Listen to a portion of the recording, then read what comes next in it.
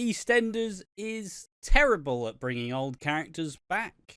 Over the past few years, EastEnders has brought back many old faces to the show, and there's always some initial excitement whenever it's announced, but it becomes pretty clear that they don't actually know what to do with these characters beyond their big return episode. They either get a terrible out-of-character storyline, or they fall into the background, and then you begin to wonder what point of bringing them back in the first place. I'll butcher that somehow. The announcement of Janine's return was exciting for long-time fans, but they just were completely wasted her, and Charlie Brooks couldn't get away quick enough once the contract was up. For some reason, they decided to do a long-term storytelling of Janine getting her hooked into Mick. It was just awful, and was one of the reasons why Danny Dyer decided to leave. No, it wasn't. It wasn't. He left. Danny Dyer left. Danny Dyer left because they made Mick and Linda cheat on each other. He left. I'm going to be honest. I think he just left because they split up Mick and Linda. That's why he left. Because he was always like, never happening. Never happening. It should never happen. Then it happened, and then they went, oh, well. Oh, well. Yeah, I just want to think he left because he just got too tired working there. Yeah, I think it was just, it was a rough time in the show anyways, and he'll be back. Ricky's return should have been a big deal, but he just sat in the background of Mick and Janine's storyline for a few weeks before leaving with Scarlett. Ricky is a character from the earliest years of EastEnders, yet that's the best they could give him after being away for a long time. Okay, as unapologetic Ricky stands, I thought Ricky's fucking... He wasn't supposed to have the big fucking exit or entrance. That was what Mick was there for. Yeah, Mick's leaving, but also Ricky Butcher's getting a big entrance. He was there to just be at Janine's wedding. Like, oh, meet the family, you know. Yeah, I'll meet the family. I thought Ricky's fucking return was actually pretty successful, in my opinion. See, it depends on who you ask, really, because it's, again, just to go beat the dead horse again. It's like when you go back to 2018 and a cat, bringing her back, and people will be like, oh, shit. Big Mo when you brought her back whenever she get back. Oh, shit. But depending on who you ask, like you go to me, do you love 2018 cat? It was shit, but I loved it. Basically, how I view it, it's like when an old wrestler is like, I have one more match in me, and then you're like, okay, is this match going to be good? No. Oh, I can't look. I can't look. Oh, I can't look. That's how I view it. It's just like, maybe I've got one more show in me, but and then they stay on the show for 10 years. I think Ricky's... The biggest issue with Ricky is because he hasn't been touched since 2008, pretty much. No, he did. Did he leave in 2008? Less than about 2008, 2009. He may have cropped up at some other times, but I'm pretty sure that was his permanent exit. And the fact that they never knew what to do with him at that point. He went, fuck it, it's played out, we don't need you anymore. And this return made it so it feels like you could bring him back at any fucking point now. Like, it dusted off the cobwebs, reminded people who Ricky is, and it's probably going to set up for a couple of years' time, where they bring back Ricky, they bring back Tiffany, Keegan, Scarlett, they will bring back these characters as a family unit, maybe once Janine gets out of prison or some shit, Like, I think that Ricky's exit was great, he had a lot of funny lines, and he'd clearly grown up through the time. He was no longer as pathetic as Ricky was when he left in 2008. I thought he did a good job of, he had the chance to leave with Sam, and Sam probably should have just left with him, honestly. Probably should have just let Sam live with Ricky in Germany. But they never wanted to make any big decisions for the character. But I don't think that... Yeah, I think that all Ricky's return had to do is that you had to remind people that A, Ricky exists, and B, open the door for if he ever wants to come back. And I think they did a good job of that, so I don't think he was a failure. He was never gonna get the fucking big return. He's fucking Ricky Butcher, he's pathetic. Yeah, I was gonna chime in there going, lads, you don't know it's Ricky Butcher, I understand if it's Mick Carter or Yeah, Michelle Fowler. he's not fucking Den Watts. Like, yeah, exactly. Hello, princess. He's not doing the fucking hello, princess. Like, it's fucking Ricky Butter. what's Ricky got? He doesn't even have a famous line. He does. Triple leg bacon channel. Triple thing going. His reggae song just comes out. Oh yeah, I was just on tour. Like, wait, no, question. Do you know that reggae song he released? Was that in character or was that actually Sid Owen? No, that was him trying to launch a music career. Oh, I thought he was doing it in character. No. But yeah, Ricky's famous catchphrase is not even his famous catchphrase. It's Bianca's, which is Ricky.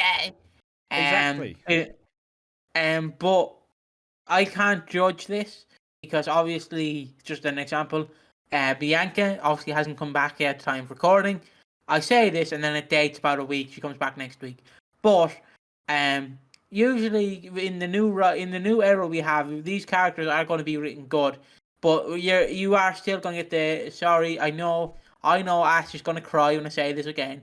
You are going to get the Michelle Fowlers where they're going to return and stink up the joint. And you're like, why couldn't we just get back to the originals? Yeah, but I don't necessarily think like it's not.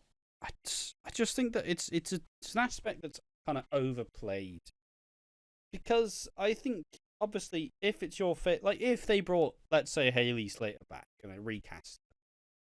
We would be the two vocal people like, yeah, it's going to be great. But, like, the second she doesn't get, like, fucking 4 storylines in a row, we're going to be like, what the fuck? You know, you brought it back.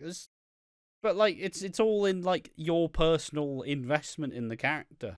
Yeah. And we fucking loved Ricky's return. But, like, it's the thing. It's like the Fat Boy Stan accounts. Because Fat Boy was brought back for that one-off episode. Instead of going, wow, that's really cool. I'm so glad we got to see a brief window into Fat Boy, you know. We got one final appearance after he died. Or, you know. Instead, some people went, he's clearly coming back now. It's like, well, that's not the point, though. The point is you're supposed to appreciate what you had and not what you didn't get. If at Christmas, if I'm given a fucking bike, yet I wanted a scooter, I'm not going to be mardy because I got a fucking scooter instead of a bike. I'm going to pick up that fucking scooter and go. Like, fuck it. You got to work with what you got. You don't fucking work with the shit you never have. Like, you can... Like, you have to be realistic. If I say I want a fucking time travel machine, but I'll get given a fucking Scooby-Doo Stretch Armstrong, guess I'm fucking got to figure out that Scooby-Doo Stretch Armstrong. Like, the expectations are too high. Also, definitely happened to me before. That Scooby-Doo Stretch Armstrong was fucking shit. It's so shit. Why is the concept of a Stretch Armstrong so exciting to a kid? But then you get it and you realise that it's just shit. It just stretches. You're like, what the fuck am I supposed to do with this? Whee! Alright. Regardless, I've got enough side. I've got enough track. But the point is, it's how you view the returns. Was Ricky's return gonna fucking break the internet? No. But it's Ricky Butcher. He's 50 years old. He's an old man. He wasn't gonna get the fucking Grant entrance. He never was. It was never on the card. Be realistic. But you want to talk about like even in a bunch of bad apples, there is great returns. Obviously, there's Peggy's return, which I will always say is iconic. Sorry to quote Leo Burton, iconic. Where basically she comes back, she's dying of dementia. I think it's dementia or Alzheimer's. They're practically the same. And shame God went, we're going to do that in real life. But that's beside the point. And she starts seeing Pat, and then you get this beautiful emotional final scene where they just go, you bitch, you cow, and she dies, and it's brilliant. And then obviously you do have the dud returns. There always will be dud returns. The people go, why are you back? No one, who the fuck wanted you here? It's kind of which like, is probably going to be Lucas's return in 2019, where you're just kind of like, I guess it's interesting in a way, but you bring back a murderer and you tell this interesting story how fucking like it's like when they brought Roxy, Ronnie, Roxy. one of them back for Amy Mitchell's fucking therapy, and people are like, "Oh, they're gonna bring them back." No, what I personally think will happen in that instance with Ronnie and Roxy is they're gonna wait until the deadline is too late, and gonna be like, so basically, think about it like you have a match, not a match exam, you're given match homework. And you have to complete the deadline by the end of February. So say it's complete by the end of February. EastEnders are handing in that fucking homework on the 5th of fucking July. And that's what I think is going to happen with Ronnie and Roxy. They're going to wait too late and then they're going to come back. And then people are like, it's not the same. Yeah, because they're too old now. It's not the same because they're too old. And you can't give them the same storylines that you cut 10, 20 years ago. By the time you come back, it'll probably be 20 years ago. 2010s will probably be 20 years ago.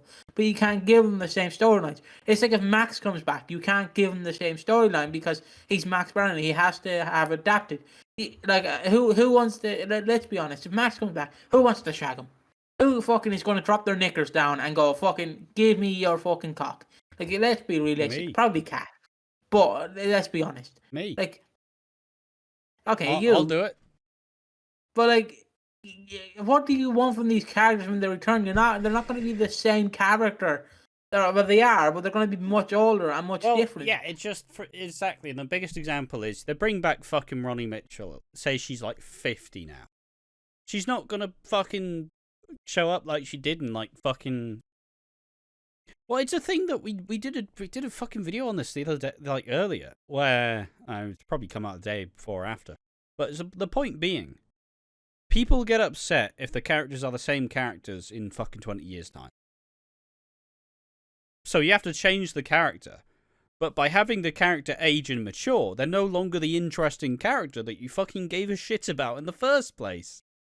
So, ultimately, if you have people who absolutely loved Sharon, like, let's say they loved Sharon in the 90s, well, she's not the fucking same Sharon in the fucking 2020s. You know? And that's a good thing, because you don't want Sharon to be that immature little prick. That selfish little cow that she was in the fucking 80s and 90s. And, yeah, it's just about when you got in, really. But it continues. No. I think did we speak enough on it? Is there... I'm sure we can see what people are saying. A little bit. Yeah. Someone says, now Lauren has been back for over a month and she's done fuck all. Her best scene so far has been when she was introduced to Annie. But besides that, she's not like she's even here. Quickly fell to the background of the show after the drug stuff with Penny in early January. Makes me wonder why people are so desperate for characters like Max and Grant to return. You do realise they'll be wasted, right? Well... Okay, just to chime in here. Max, yes, he will be wasted, but he will be true potential. Grant, you're a fucking clueless man. If you think Grant's going to fall to the wayside. It's Grant Mitchell. Yeah. Like... Ross Kemp, right? If you're going, okay, Ross Kemp, you want you to sit in the background, scratch your bollocks in your hole. Yeah, Ross Kemp's not going to be like, he's getting the biggest hero welcome. Yeah, like he's not going to be like, I'm not sitting on my hole, scratching my bollocks at my ass. You give me the best storylines you can, and I'll come back because I'm Ross fucking Kemp. I fought off 25 lads with my bare hands. Like Ross Kemp is this action. He basically he's Danny Dyer, where he thinks he's an action hero, but he's not. He's just a fucking clueless tool. But you're not going to get... Grant's not going to be sitting on it. Yeah, he will sit on his hole for like five episodes or something. But he's going to get the biggest reaction possible. Like, the minute Grant comes back, it's like when the Queen drives through your town. I know she's dead. But it's like when the Queen drives through your town, there'll be flags hanging out. They'll be throwing flowers. Like, oh my God, it's Queen Elizabeth. Come on. Or do what one of my neighbours did when the Queen drove through our old town. They hung an IRA flag out. Here you go. Take that, Queen. Take that. I think they hung an IRA flag out. I think. That might just be bollocks. But yeah. It sounds like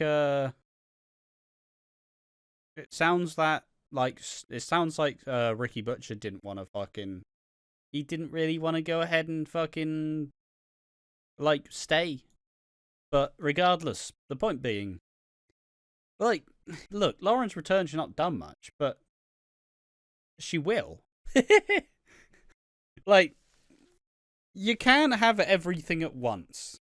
Alright, ultimately, if you fucking go searching for your Christmas presents, like, 2 months before, and you find them, well, it's not fucking interesting, is it? Because you know what you got. Now you just gotta wait to know what you have.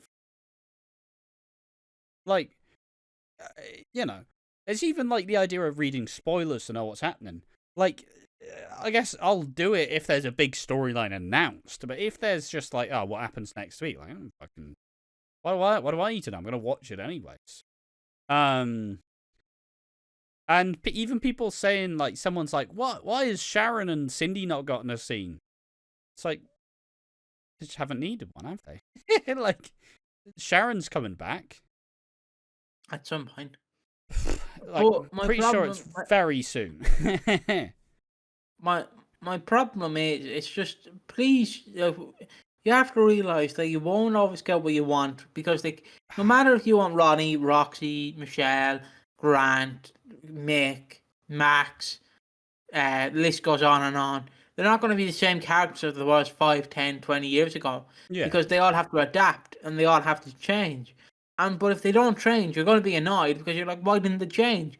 It's because you people want what you want, and then you don't want it when they change it.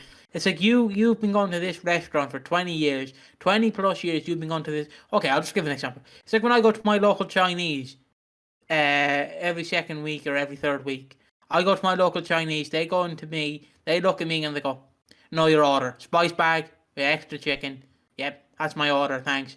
They knew me straight away. If I walk in 20 years time and they don't recognize me, I'm gonna be very happy, because I'm like, it's been 20 years.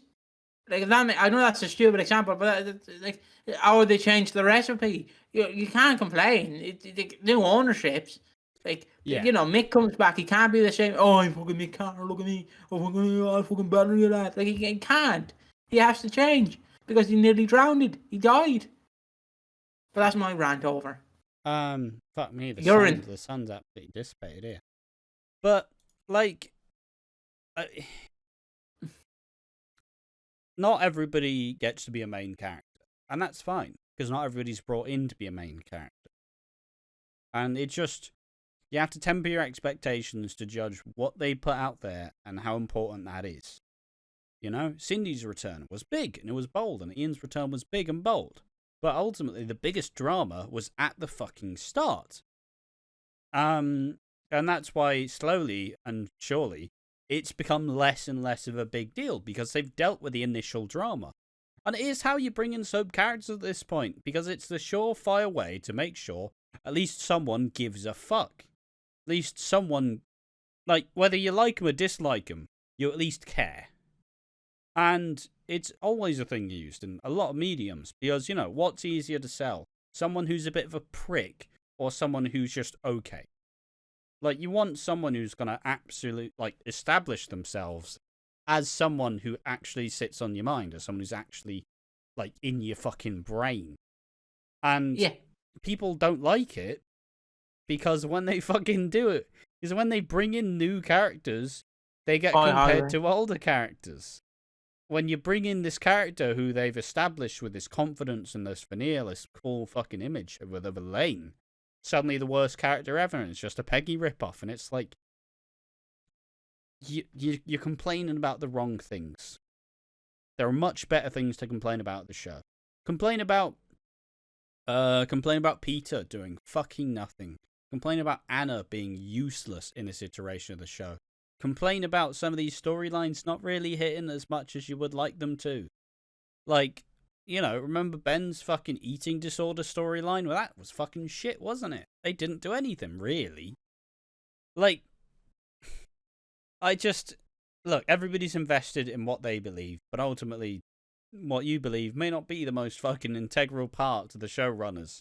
Because ultimately, they're too busy trying to fucking figure out how to make this epic 6 story just as fucking big as it needs to be. Celebrate the victories, but also temper your expectations. Because that way you're not going to be caught fucking complaining every fucking 7 days about why this new character's the worst character ever, and they should have just kept the old character. And it's like, fuck me, what fucking parameters do I need to fit myself into your fucking box to enjoy this? But yeah. Are EastEnders bad at bringing back old characters? I don't think so. I think that they are working quite well to remind people why they were good characters in the first place and give them more of a reason to stick around, whether it be you don't want to give everybody the Whitney treat.